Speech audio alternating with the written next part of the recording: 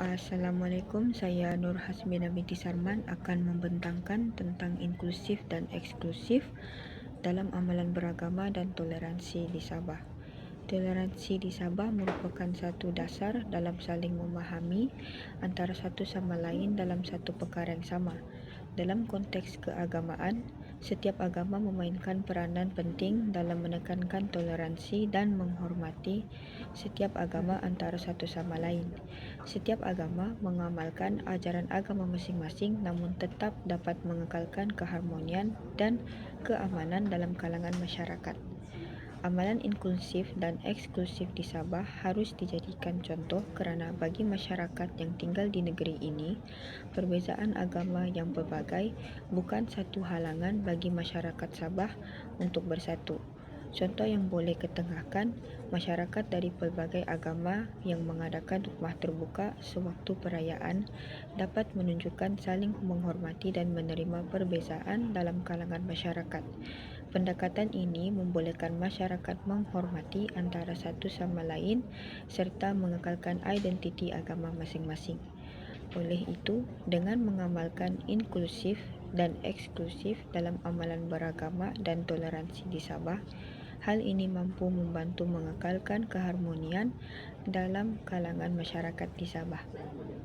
Selamat sejahtera, saya Hana Hafizah dan saya akan membentangkan definisi inklusif dan eksklusif dalam amalan beragama dan toleransi di Sabah.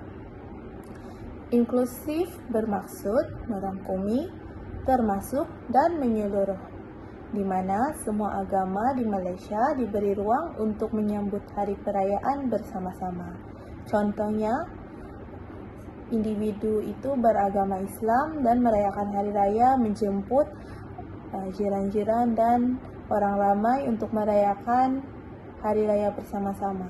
Begitu juga dengan hari perayaan yang lain seperti hari Deepavali, Tahun Baru Cina, dan Christmas. Bagi definisi eksklusif pula, eksklusif ni sesuatu yang khusus kepada seseorang atau kumpulan tertentu. Contohnya, dalam agama Islam, eksklusif dilakukan untuk orang Islam salat 5 waktu, menunaikan haji dan umrah, dan penyembelihan haiwan ternakan. Itu eksklusif, dia mengikut agama masing-masing dan hanya dilakukan oleh umat penganut agama itu sahaja. Dalam amalan beragama pula, amalan beragama bermaksud perbuatan atau kegiatan yang dilakukan secara konsisten mengikut ajaran agama masing-masing. Contohnya, perbuatan yang dilakukan secara konsisten bagi umat Islam adalah menunaikan salat 5 waktu setiap hari.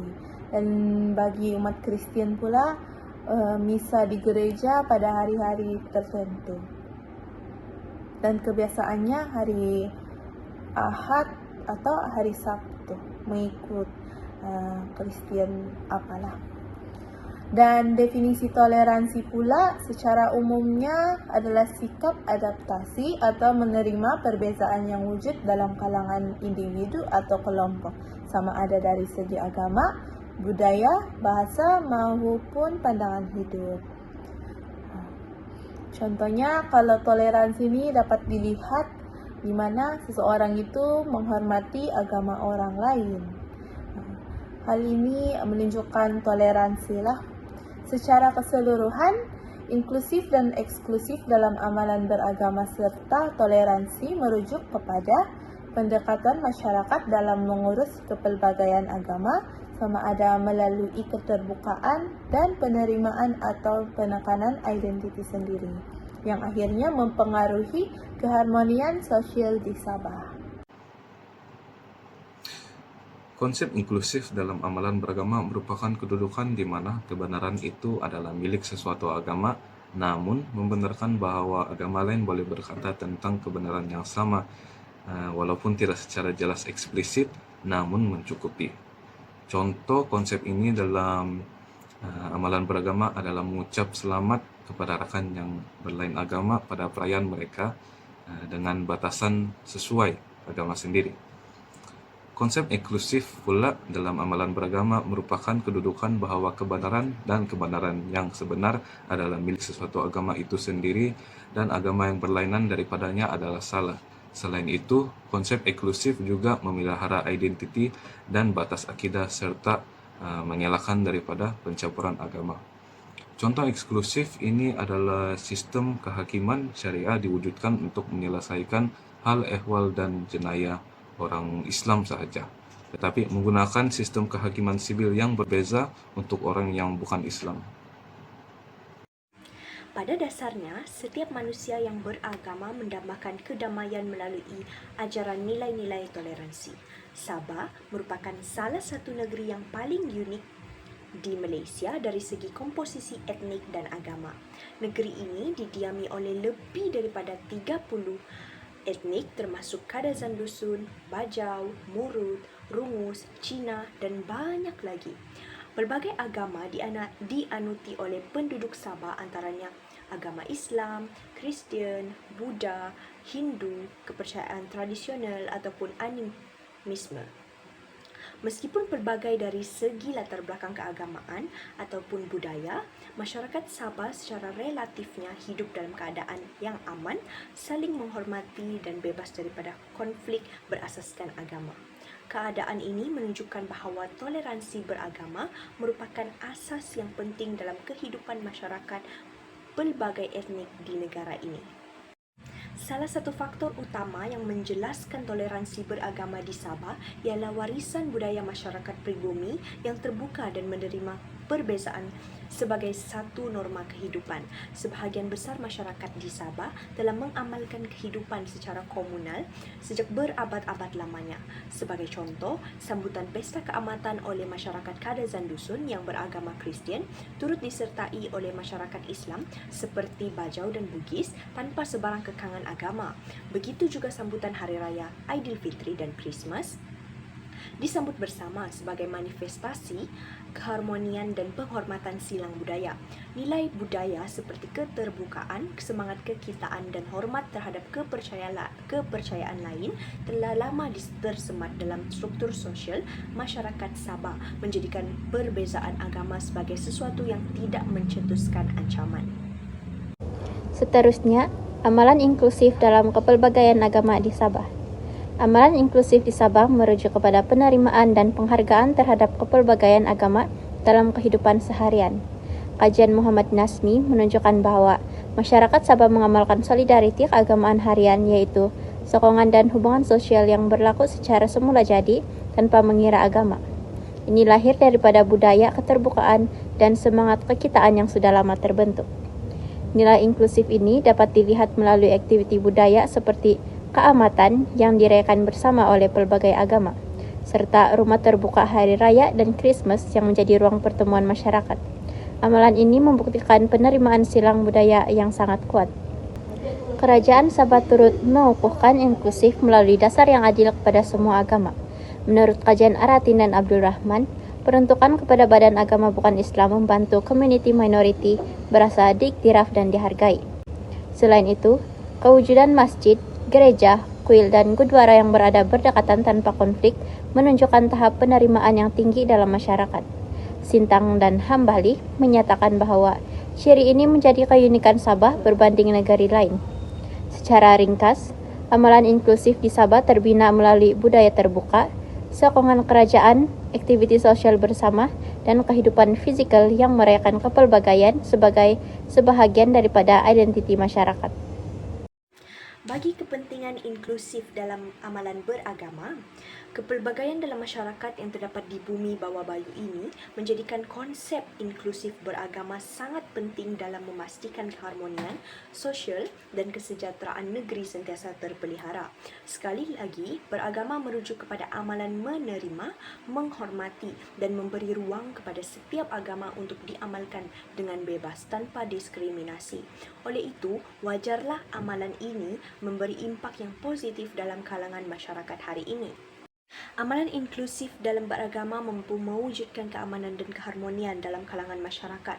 Menurut Menteri Pelancongan Datuk Christina Liu, Toleransi agama adalah asas perpaduan berbilang kaum di Sabah. Ini kerana wujud sikap saling menghormati dan persefahaman dalam agama di kalangan rakyat Malaysia di negeri Sabah. Dan mereka saling menghargai dan nilai-nilai keamanan dan keharmonian tersebut. Dalam perutusan Hari Raya Aidilfitri, Datuk Christina Liu berkata, tanda khas Sabah ialah keharmonian hidup bersama rakyat daripada pelbagai kaum dan agama, menjadikan negeri ini contoh cemerlang perpaduan dalam kepelbagaian. Malah, pemimpin negara telah menggesa rakyat Malaysia untuk mengambil iktibar dari Sabah dari perspektif perpaduan yang beliau percaya menjadi sumber inspirasi kepada rakyat Malaysia dari semenanjung. Inklusif beragama perlunya ada bagi mengekalkan keharmonian sosial supaya generasi akan datang dapat terus menikmati kehidupan dalam persekitaran yang aman. Sebagai contoh, musim perayaan Hari Raya adalah masa untuk mempromosikan keharmonian dan mengeratkan hubungan ikatan persahabatan dan perpaduan antara kaum. Oleh itu, dapat kita lihat dari sudut yang sangat dekat bahawa amalan inklusif beragama mampu menjadikan sesebuah masyarakat hidup dalam aman dan harmoni, di mana perkara ini memastikan kestabilan dalam negara kita.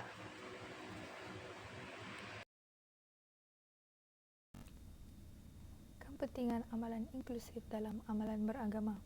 Pertama sekali, memupuk hak dan keadilan. Semua agama dilayan dengan adil, tiada kumpulan yang dipinggirkan.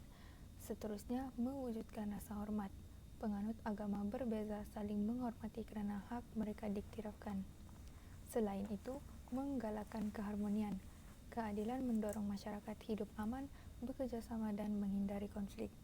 Tambahan lagi, mengukuhkan perpaduan. Integrasi sosial semakin kuat, rasa memiliki bersama diperkukuh. Lebih dari itu, menyumbang kepada kestabilan. Suasana aman menjadi asas pembangunan masyarakat yang stabil dan makmur.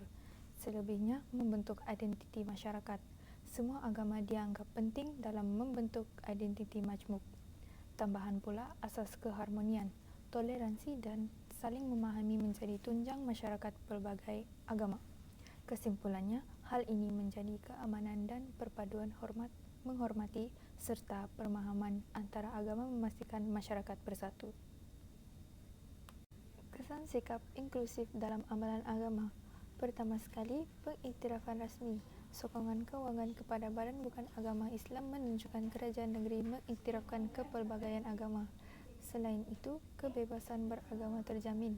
Semua komuniti agama bebas menjalankan ibadat dan aktiviti dengan sokongan negeri.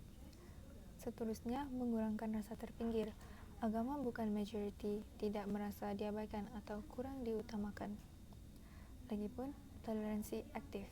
Langkah ini bukan sekadar toleransi pasif, tetapi tindakan positif yang nyata.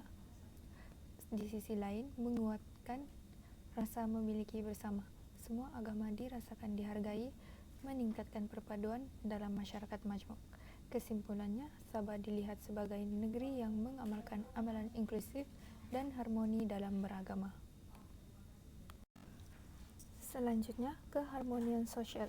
Lebih 30 kumpulan etnik dan agama dapat hidup bersama tanpa konflik. Kemudian, pengiktirafan kepelbagaian. Rumah ibadat berbagai agama berdekatan menunjukkan penerimaan dan hormat terhadap perbezaan. Lebih dari itu, pengukuhan toleransi. Bukti bahawa masyarakat mengamalkan sikap hormat menghormati bukan sekadar toleransi pasif. Bukan itu sahaja, identiti negara, keharmonian antara agama menjadi ciri penting Sabah, membentuk imej negeri yang unik. Justru itu, tarikan pelancong. Inisiatif seperti Harmony Walk Ride menjadikan kepelbagaian agama sebagai daya tarikan pelancong. Kesimpulannya, Sabah menjadi model masyarakat majmuk yang aman, bersatu dan saling menghormati. Assalamualaikum dan salam sejahtera. Nama saya Arina Safia binti Muhammad Hari. Seterusnya saya akan membentangkan berkenaan eksklusif dalam amalan beragama dan toleransi di Sabah. Eksklusif ini merujuk kepada sikap satu kaum, pegangan ataupun agama yang hanya memberikan tumpuan mereka kepada ahli mereka sahaja. Dapat ditaksirkan juga seperti seseorang yang hanya menganggap agama mereka sendiri sahaja yang benar, lalu menolak pandangan, amalan ataupun kepercayaan daripada agama lain. Mereka juga kurang terbuka dalam hal-hal berkaitan dengan pegangan agama serta budaya. Dari segi positifnya, kita dapat melihat individu dapat menjaga pegangan agama dengan teguh dan juga dapat menghindarkan diri daripada terpengaruh dengan agama lain. Akan tetapi dari segi negatifnya pula, kita dapat melihat yang ia dapat merenggangkan hubungan antara masyarakat dengan diri mereka sendiri. Seterusnya saya akan membentangkan isu-isu eksklusif yang timbul dalam hubungan antara agama di Sabah.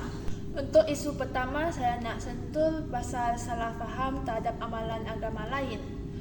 Seperti yang kita tahu, Sabah ni memang keberbagai budaya. Ada Melayu, Cina, India, Kadazan dan banyak lagi suku. Walaupun kita hidup dengan aman, tapi bila budaya dan agama berbeza, salah faham tu memang senang berlaku. Kadang-kadang masyarakat cuma nampak amalan agama lain tapi tak faham maksud sebenar. Contohnya ada bukan Islam rasa azan tu macam ganggu bunyi, padahal azan tu panggilan ibadah, bukan sengaja nak mengganggu. Sama juga dengan masyarakat bukan Cina yang anggap perayaan Qingming tu mencemarkan udara sebab pembakaran kertas. Tapi bagi orang Cina itu cara mereka hormat dan ingat nenek moyang. Jadi bila salah faham ni tak dijelaskan dan kurang memahami makna simbolik, ya boleh jadi stereotype, jadi jarak dan lama-lama boleh wujud sikap eksklusif, iaitu kita tengok agama lain dari luar saja tanpa cuba faham. Seterusnya saya akan jelaskan tentang isu kedua, iaitu politik yang memihakkan kepada agama tertentu di Sabah. Konflik politik di Sabah dipengaruhi oleh sejarah pertembungan tradisi besar iaitu Islam dan Kristian. Apabila kuasa politik memihak kepada satu agama, ini menimbulkan ketegangan. Jadi bila sesebuah kerajaan memberi lebih keistimewaan kepada satu agama, ia boleh menyebabkan rasa tidak adil dalam kalangan penganut agama yang lain. Contoh yang sering dibincangkan ialah zaman perintahan UMNO. Pada waktu itu terdapat dasar tertentu yang lebih mengutamakan penganut Islam. Keadaan ini menimbulkan rasa tidak puas hati, terutamanya bagi komuniti Kristian yang merasakan kebebasan beragama mereka sedikit terjejas. Jadi secara keseluruhannya, kita boleh lihat bahawa politik berasaskan agama dan boleh mewujudkan sikap eksklusif dan akhirnya menjejaskan keharmonian hubungan antara agama di Sabah. Sebab itu penting untuk pentadbiran negeri lebih adil dan inklusif supaya semua komuniti berasa dihormati. Isu seterusnya ialah perkahwinan campur dan pertukaran agama. Di Sabah, perkahwinan campur antara agama memang selalu mencetuskan isu teologi. Ini berkaitan dengan sifat eksklusif dalam agama. Setiap agama ada aturan dan batasan sendiri yang perlu dijaga. Bila dua orang berlainan agama berkahwin, biasanya timbul persoalan agama apa yang perlu diikuti selepas berkahwin. Di Malaysia, kalau salah seorang adalah Muslim, pasangannya wajib memeluk Islam mengikut undang-undang. Disebabkan itu, banyak berlaku kes pertukaran agama. Dan kalau perkahwinan itu gagal, ada juga yang mengaku kembali kepada agama asal. Situasi ini menunjukkan wujudnya ketegangan antara tuntutan eksklusif agama dengan realiti hubungan antara agama di Sabah. Akhir sekali ialah isu eksklusif dalam pendidikan. Pada tahun 2019, berlaku satu kes di SMO Sendikas di mana pelajar tingkatan 1 semua diasingkan mengikut agama. Ini menimbulkan kebimbangan kerana sekolah sepatutnya menjadi tempat penyatuan bukan pemisahan. Selepas isu itu mendapat perhatian, Kementerian Pendidikan dan Inovasi Sabah terus mengarah sekolah tersebut menghentikan pengasingan itu serta-merta. Tindakan ini menunjukkan bahawa kerajaan negeri Sabah sangat menekankan integrasi, terutamanya dalam sistem pendidikan. Secara keseluruhan, kes ini mengingatkan kita bahawa pendidikan memainkan peranan penting dalam mengurangkan sikap eksklusif dan memastikan generasi muda membesar dalam suasana yang lebih bersatu. Itu saja daripada saya dan saya serahkan kepada slide seterusnya. Assalamualaikum dan salam sejahtera. Saya Dayang Nur Masyida binti Asli akan membentangkan sikap eksklusif dalam amalan agama dan kaedah mengawal serta mengurangkan sikap eksklusif dalam amalan agama. Kesan sikap eksklusif dalam amalan agama. Sikap eksklusif yang hanya menumpukan perhatian kepada kumpulan sendiri memberikan kesan yang kompleks. Ia mempunyai kesan positif yang terhad dari sudut pembinaan identiti kelompok, namun secara keseluruhannya, sikap ini membawa lebih banyak kesan negatif terutamanya dalam masyarakat majmuk seperti Sabah. Kesan positif yang pertama, mengukuhkan identiti kumpulan. Sikap ini membolehkan anggota lebih mengenali identiti sendiri dan mengukuhkan rasa kekitaan. Yang kedua, memelihara ajaran agama dan kepimpinan, meningkatkan kesetiaan terhadap ajaran agama dan pemimpin serta menjayakan semangat perpaduan dalam kumpulan. Yang ketiga, mengelakkan pengaruh luar. Kumpulan lebih mudah memelihara keaslian ajaran, tradisi dan amalan tanpa diserap atau diubah oleh budaya luar. Seterusnya, kesan negatif. Kesan ini membawa akibat negatif terutamanya dalam masyarakat majmuk seperti Sabah kerana pertama, ianya mewujudkan halangan luaran iaitu tembok perbezaan. Mereka menekankan pemisahan kami dan mereka yang secara semula jadi mewujudkan tembok perbezaan antara penganut yang berbeza. Kedua, mencetuskan salah faham. Kurangnya interaksi yang menjurus kepada stereotip negatif dan salah faham yang berterusan menjejaskan kerjasama dalam isu kemasyarakatan. Yang ketiga, meruntuhkan hubungan harmoni. Secara signifikasi, ianya menyebabkan keruntuhan hubungan harmoni antara agama, contohnya Muslim dan Kristian di Sabah, menyebabkan timbulnya perasaan terasing dan merosakkan kepercayaan serta interaksi sosial. Yang keempat, merosakkan sifat mesra dan keterbukaan. Hal ini menyebabkan penganut agama lain berasa tersisih dan terasing, menyebabkan rosaknya sifat mesra dan terbuka dan keterbukaan masyarakat di Sabah, di mana interaksi sosial dahulu yang spontan kini menjadi janggal. Kaedah mengawal dan mengurangkan sikap eksklusif dalam amalan agama.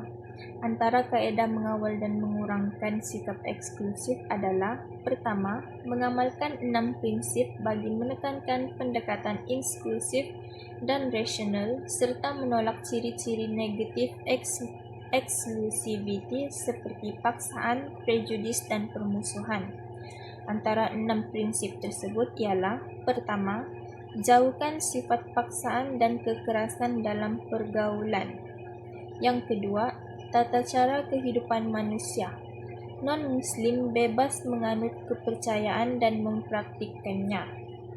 Yang ketiga, Islam iktiraf kemampuan manusia menggunakan akal memilih dan memilah benar dan batil. Yang keempat, Islam mengalukan nilai persahabatan selagi pihak berkenaan tiada prejudis dan tonjol sikap permusuhan. Yang kelima, pendekatan meyakinkan kesucian Islam sewajarnya dilakukan secara berhikmah, kecuali dalam hal-hal pihak berkenaan memperlibatkan pemusuhan. Yang keenam, Islam memberikan ruang seluasnya kepada kekuatan intelek berhujah, berdiskusi untuk capai kebenaran dengan syarat melakukan kajian rinci. Kebenaran pasti terserlah biarpun berbaur dengan kepalsuan. Kaedah mengawal yang kedua, penubuhan NGO Islam di Sabah seperti United Sabah Islamic Association, USIA dan Angkatan Belia Islam Malaysia ABIM. Mereka memainkan peranan penting dalam mencegah berlakunya konflik dan perpecahan dalam kalangan masyarakat beragama di Sabah. Ini dilakukan dengan menerapkan kesedaran tentang tanggungjawab dalam memelihara perpaduan dalam kalangan masyarakat. Kaedah yang ketiga, penyelesaian konflik dalam bentuk pembayaran denda yang dikenali sebagai sogit.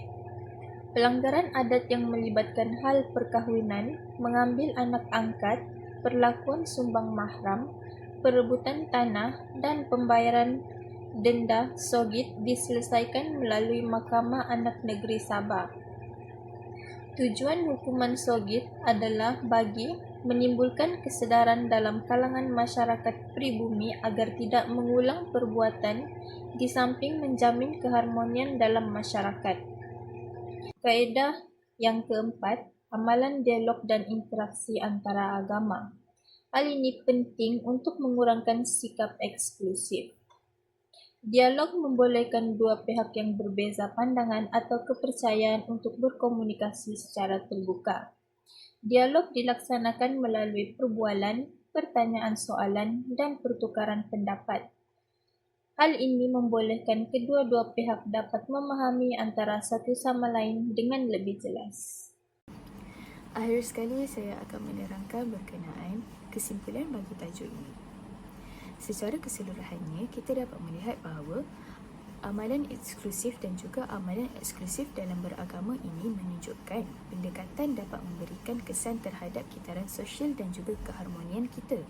Walaupun terdapat pelbagai agama, pegangan dan juga etnik, kita hendaklah sentiasa bertolak ansur antara satu sama lain tanpa mengira agama bagi mengekalkan kitaran masyarakat yang harmoni.